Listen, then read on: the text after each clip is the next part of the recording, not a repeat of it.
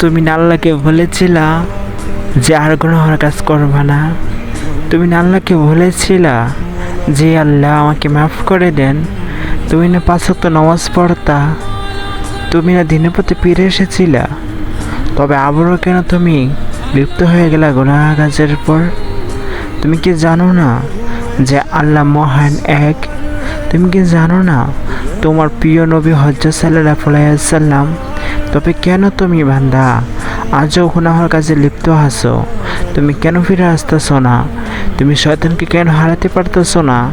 তুমি নাফসের ধোঁকাতে কেন বারবার পড়ে যাচ্ছ?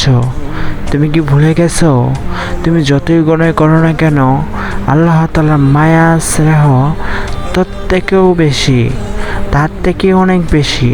তুমি কি ভুলে গেছো? তুমি কেন বারবার একই গুনাহ কাজে লিপ্ত হয়ে যাচ্ছ? প্রিয় বান্দা, আমরা কি ভুলে যাচ্ছি যে আমাদের মৃত্যু হবে? আমরা কি আজও কি মনে হয় যে আমাদের মৃত্যু হবে?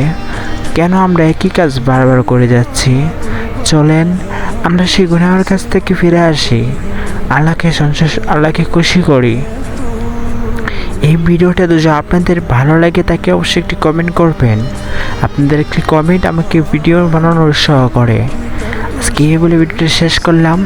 আল্লাহ তাআলা যেন সবাইকে হেদায়েত দান করেন আর আমরা গুনাহের কাছ থেকে অনেকটাই দূরে থাকি।